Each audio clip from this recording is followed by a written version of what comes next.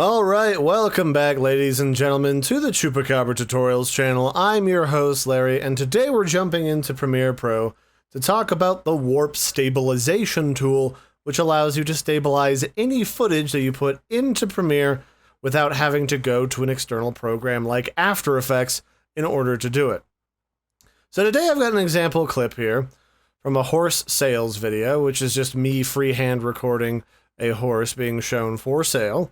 And it's mostly smooth as far as most people are concerned. It's got a little wobble, but it could be a smidge better if we really wanted to be professional about it. We could throw on a small bit of smoothing in order to make this look really posh and perfect. Well, almost perfect. What I've found in video editing is just a little bit of one effect or another goes a long way into making things look like they are as stable as possible. So all you have to do to find the Warp Stabilization tool is go to your effects panel over here in the side. If you don't see that, you can always go up to Window, and down here in the drop down there should be the Effects window. If it's not checked, go ahead and click it, then drag it somewhere into the interface. Then we're just going to type in Warp, and that should bring up the Warp Stabilizer. For those who might be using an older version of Premiere, I believe they added this around CS4, CS5 to Premiere. If you don't see it, that might be why, in which case you'd have to right-click your footage and then send it to After Effects in order to do the same type of edit.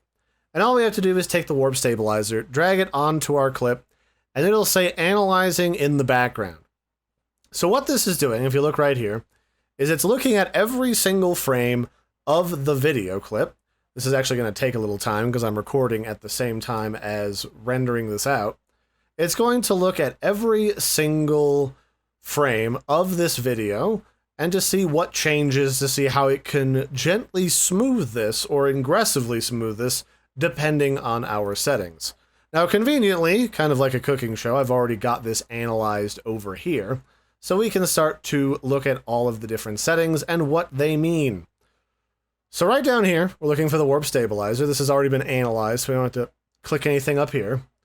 And what we're looking for is something like smooth motion, because if we go no motion, what this is going to do is it's going to aggressively crop this video if there's a lot of movement, maybe just a smidge if there's a little bit of movement, and then it's going to be really zoomed in and hard to see, but to the program's credit, there will be no motion going on in the background, but I don't really need that, so we're just going to go with smooth motion.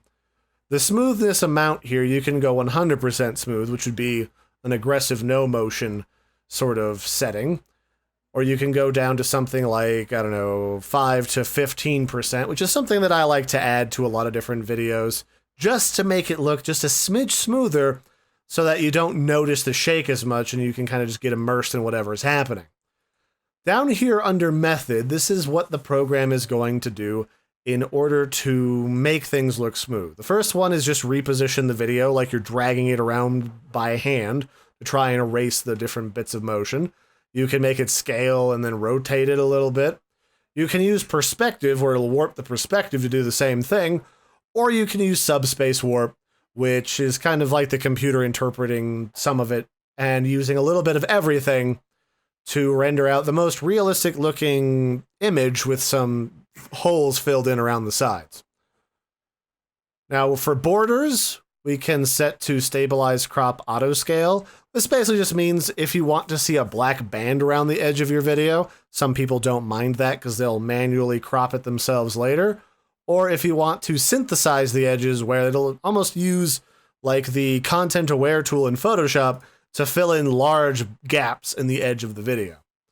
But here if we look at the same video, play it again, the whole thing is not perfectly stable. There's still a lot of movement and motion, but as you can see, it's kind of like it's eased in, eased out, and gently moved around the screen, as opposed to sort of just whatever my hands were doing at the time. And all you really need to do is just add a smidge of smoothing to make a video look great. You don't have to make it stand stock still unless you have a very specific reason for it. And then of course down here in framing, the last thing is you can say how much additional scaling you do or don't want the video to do. In this case, the video is trying to keep things stable, so it's actually auto-cropped the edge here for me. So if I say don't give any additional scaling, it might just make it look teeny tiny. So we'll just leave that at 100%. You can always just play around with a lot of these settings as you go. Most of the time you don't even need to go into advanced. This just goes into a detailed analysis in case there's a lot of stuff going on and it's trying to smooth and focus on the wrong object. You can reduce automatic shutter ripple. You can crop less, crop more, synthesize edges more or less if you've got that selected, which is basically just where it makes a guess as to what the edge is supposed to look like if you don't have enough detail to work with. And that, in a nutshell, is what the Warp Stabilizer is and does. For what I recommend is all you really need to do is worry about the stabilization portion up here, how much smoothness you want, what kind of motion you want, and then which method you want to use. I like subspace warp for a lot of stuff. If you find yourself having a lot of movement and you're not really happy with this, I'd say position, scale, and rotation is your best bet. And then you can even disable the auto scale and crop feature, and then you can just zoom in and out yourself when you're editing the video. So that's it for this one, ladies and gentlemen. This has been a brief look at the Warp Stabilizer tool inside of Premiere Pro. I'm using the Creative Cloud version in case you're curious, and I'll catch you next time. Let me know if you've got any questions or comments in the comment section below. Until next time, don't forget to like and subscribe, and I'll catch you later. Bye, everybody, and have a good one.